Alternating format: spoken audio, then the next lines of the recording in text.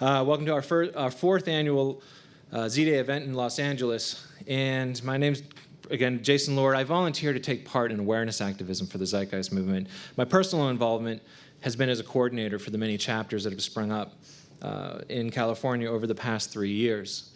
And I'm honored to be here today and to do my best to communicate what the movement is and the train of thought that we're putting forth.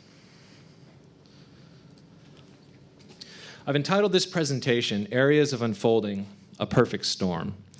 The movement advocates the need to move out of a market economy into a resource-based economy. We use this term for many reasons, and to this end, I will touch upon 4 major areas of unfolding in regards to our socioeconomic system, describing what can be seen as the social imperative to transform our civilization into one that is sustainable and equitable for all the world's people. As with our usual introductions, the term zeitgeist can be defined as the intellectual, moral, and cultural climate of an era, and the term movement implies motion or change. And thus, the Zeitgeist movement is an organization which urges change in the dominant social values of the time, specifically to methods and values which would better serve the well-being of everyone through scientific unfolding. Our hope is that the direction we advocate becomes self-evident as the components of what comprises human well-being and social stability are considered. So in this regard, let's open with asking, what are the underlying dynamics of conflicts and problems that we see in the world today? And what can we expect as our social integrity erodes? And what else could we do that embodies the term sustainable? To start, we are looking at a huge topic. There is nothing simple about advocating a transition at a societal scale, namely our modern industrialized society. Over the ages, civilizations have developed as complex societies. History shows a long transition of culture and values. As complexity has increased with the evolution of civilizations, they become organized around cities. They use agriculture, use writing and mathematics, and they hold a division of labor. They're centralized, with people and resources constantly flowing from outlying areas towards more densely populated hubs. And as described by archaeologist Joseph Tainter, when seen in terms of complexity, there have been 24 civilizations from this perspective, and all except the current industrial civilization so far have collapsed. Tainter describes the growth of civilization as a process of investing societal resources in the development of even greater complexity in order to solve problems. But complexity costs energy. And eventually, a point is reached where increasing investments become too costly and yield declining returns since available energy resources are finite. And it's at this point where society begins to experience collapse. And it's this notion of collapse I'd like to put into perspective. Think of the term, and think of collapse in terms of social systems shedding their complexity, undergoing a contraction of economics, and exhibiting decentralization over time. This perspective is more accurate, helpful, and probably less scary than imagining the single catastrophic event some of the existing worldly literature would have you believe. But it also opens avenues for reshaping the social landscape that's not offered by the apocalyptic vision. Our society is a dynamic and complex system, and it's in this view that we find where the root cause of our problems lie. Donella H. Meadows was a PhD in biophysics from Harvard and a research fellow at MIT, where she did much to bring the field of system dynamics into the public view. I'd like to read an excerpt from one of her published works regarding systems. Quote, "Hunger, poverty, environmental degradation, economic instability, unemployment, chronic disease, and drug addiction and war persist in spite of the analytical ability and the technical brilliance that have been directed toward eradicating them. No one deliberately creates those problems. No one wants them to persist, but they persist nonetheless. That is because they are intrinsically system problems, undesirable behaviors characteristic of the system structures that produce them. They will yield only as we reclaim our intuition, stop casting blame, see the system as a source of its own problems, and find the courage and wisdom to restructure it. The problems we suffer in today's world are symptoms of a systems disorder. The root cause of these negative outcomes are rarely identified in this way by the public at large. We have language for good and evil and even identify with such words, but most of the public has no frame of reference for a system's dysfunction. And that's a problem. Without this frame of reference, without language for understanding a root cause systemic issue, what do you think we fall back on? It'll be whatever is in our frame of reference: politics, religion, nationalism, monetary isms, the Democrats, the liberals. In a way, the purpose for the awareness of today's zeitgeist is exposed.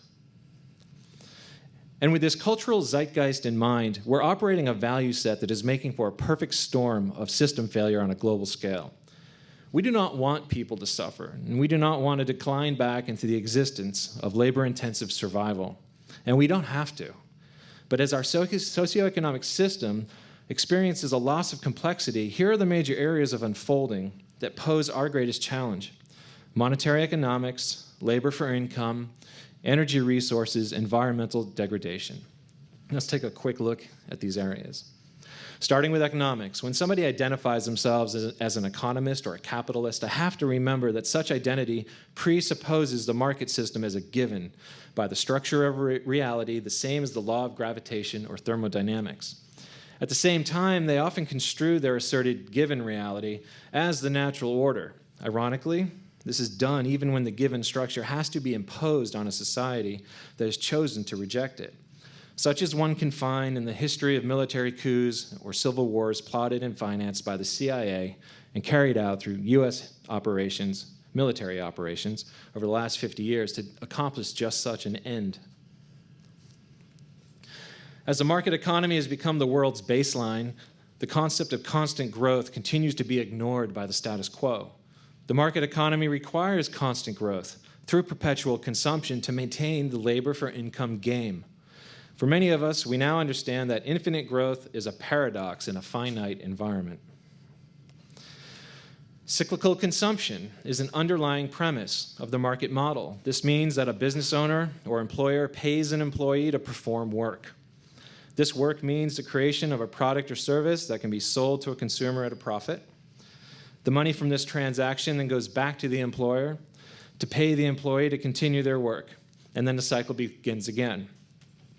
Of course, this buying and selling cycle presupposes the need to purchase any good or service on an ongoing basis. So in order to keep the structure from breaking down, it must be perpetuated regardless of the social cost. Consumption. It's the new national pastime. Fuck baseball. It's consumption. The only true lasting American value that's left: buying things. Buying things. People spending money they don't have on things they don't need. Money they don't have on things they don't need, so they can max out their credit cards and spend the rest of their lives paying 18% interest on something that costs $12.50. And they didn't like it when they got it home anyway. Not too bright, folks. Not too fucking bright. Another important component is the issue of debt, along with consumption. The more an economy expands, the greater the debt that is created. And this sets up an inevitable system crisis, for the money needed to pay the interest charged on the loans does not exist in the economy outright. Therefore, there is always more outstanding debt than money in existence. And once the debt grows larger than a person or a company can afford, the defaults begin, loans stop, and the money supply begins to contract. This particular scenario of debt overpowering and nullifying expansion, along with the onset of austerity measures, is unfolding as we speak and with our European counterparts. And to shed some light on our relationship to the astronomical amount of U.S. national debt that we've all been saddled with, this is debt that you don't see and that you don't feel it directly. But since 1984, 100% of the federal income tax that is taken out of your paycheck goes to pay the interest on the national debt owed to the central bank and nothing else.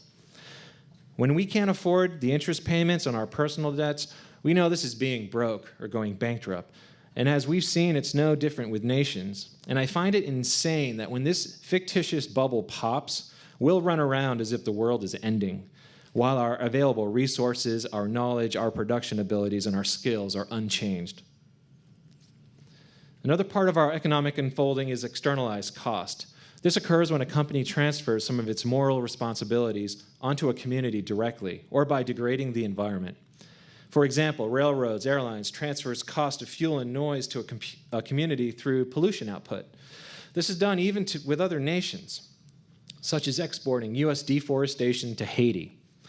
As they exploit their natural wood resource for import and consumption in the US, we have essentially externalized the problem of deforestation to their country. Many such costs become lost in analysis because the true cost is non-quantifiable. So in a sense, societies collapse as business realizes its profits. Then there's labor and your ability to acquire purchasing power with it. In a monetary system, your freedom is dependent upon your purchasing power. Your purchasing power is dependent on your ability to pull money from the money supply or income. For the most part, we do this through jobs, which is an exchange via differential advantage or exploitation, which we call labor for income. This is affected by your social class and by the displacement of labor through automation and outsourcing. Another way to express this point is to pose a question: what is your degree of advantage to be exploited or to exploit in order to cover your costs of living? In this context, this is all just a game. Now, before I move forward, the next part has caused a lot of dialogue in my email inbox, and it has to do with this concept of employment or jobs. And I want to express that in advance, in a resource-based model, there is no need to submit to employment as we do in our current reality. There is no purpose for a job for money. The point here is that employment is not work. They are separate. Work is work. Employment is an economic variable pertaining to markets. And in a resource-based model, your ability to contribute is not tied to your ability to find employment. And there has been a long and growing trend in regards to employment through the needs of the system itself. Companies undertake automation on the basis of cost efficiency in order to remain competitive in the marketplace. This translates to reduced labor costs, but also another phenomena as well in regards to productivity. In 2003, a study was done on the world's largest 20 economies, ranging from a period of 1995 to 2002, finding that 31 million manufacturing jobs were lost, while production output increased by 30%. This is a powerful observation, not just in regards to job displacement by technological innovation, it's the remarkable increase in efficiency that's also gained. Here's a simplified chart that shows the relationship of increasing productivity coupled with decreasing employment. This is a powerful phenomenon showing, among many things, the benefits of our ability to automate. And this is what makes the application of technology so powerful through the systems approach of a resource-based model.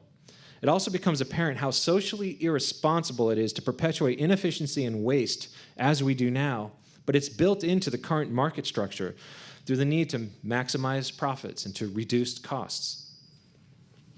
Unemployment through technological innovation, while not new, isn't new, but world unemployment is at an important area of unfolding in the monetary game. And I'm going to quote, "We are being afflicted with a new disease of which some readers may not yet have heard the name, but of which they will hear a great deal in the years to come, namely technological unemployment. This means unemployment due to our discovery of means of economizing the use of labor, outrunning the pace at which we can find new uses for that labor." Now, the third area of unfolding is energy. And this is a huge subject, so this will only be a summary looking at depletion, energy density, and the current outlook. Today, it's knowable what our resources are. We no longer have to guess. The current age has brought with it, through innovation and through scientific advancement, the means to survey and measure our world. While many corporations keep their data secret in order to protect their profitability, much data on the world itself is available for public view through such organizations like ASPO, NASA, or the USGS, and many, many others. If we look at an example of U.S. domestic oil production, we find there is a measurable gap, in this case about 35 years, between the oil discovery peak, which is the blue arrow, and that's the peak of when we discovered the major fields, and when we reached the oil peak of production of those fields. In this case, the peak of U.S. domestic oil production happened in 1971 and has become known as Hubbert's Peak, named after M. King Hubbert, who calculated this 30 years prior to the event. It's important to note that collapse problems start when energy production peaks and the decline sets in. The problems do not come down the road when the resource is depleted, as many may think. That's why we're at such a critical point in the world today.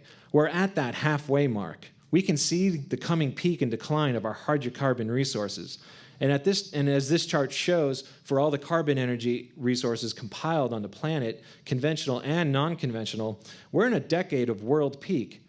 This is another discussion all on its own. But the question I wish to pose right now is this: what makes more sense?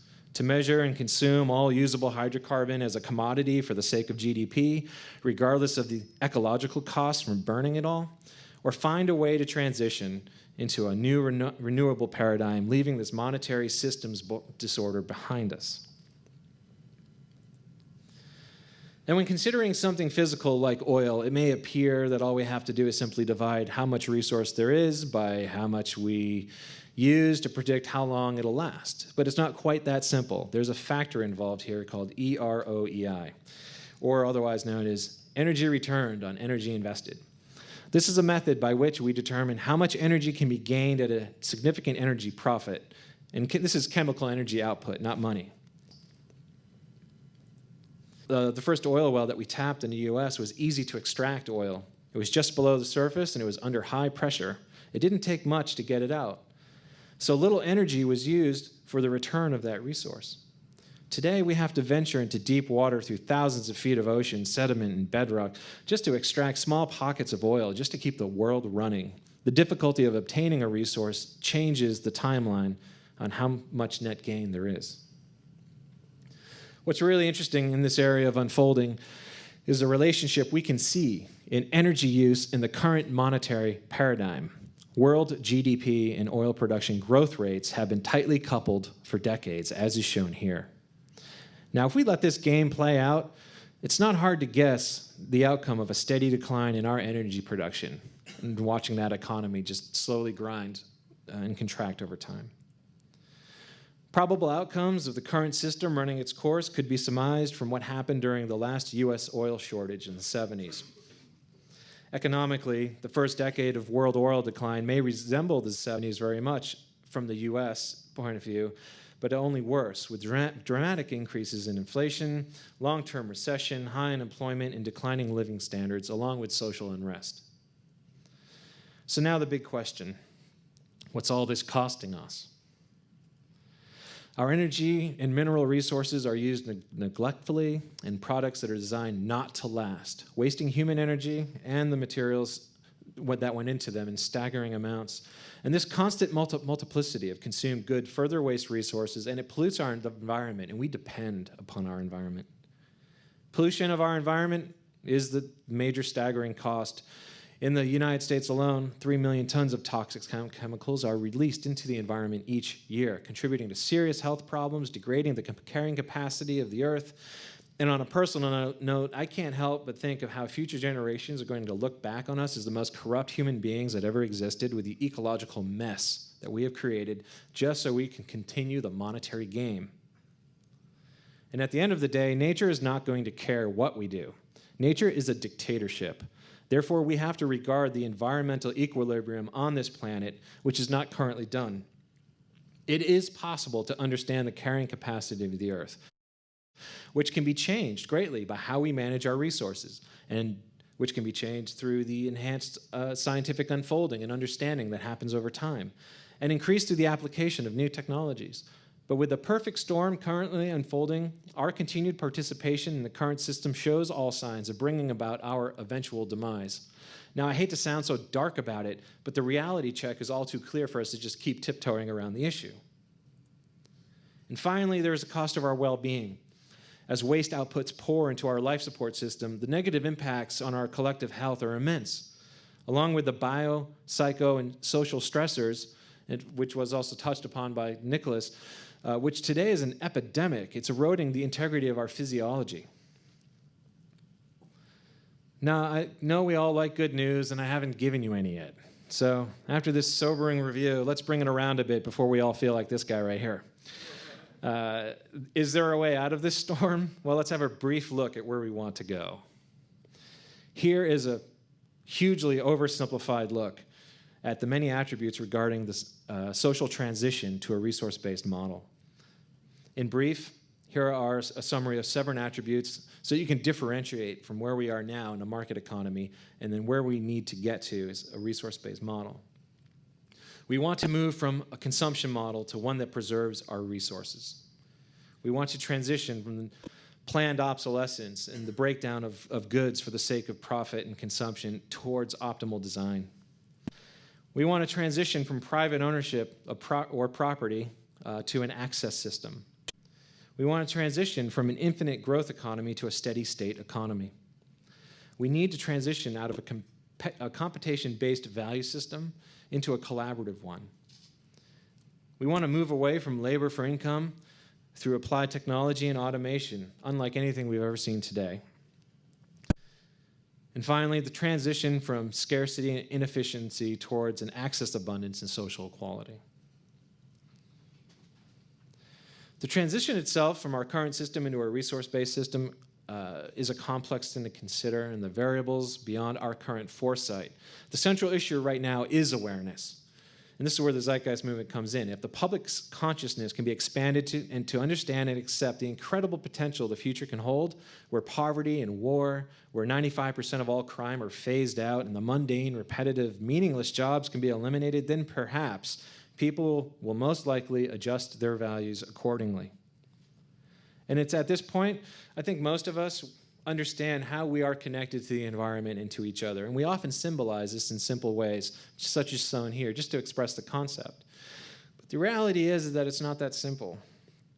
Here is a map of cyberspace created at Bell Labs in the 1990s, showing the complexity of the network.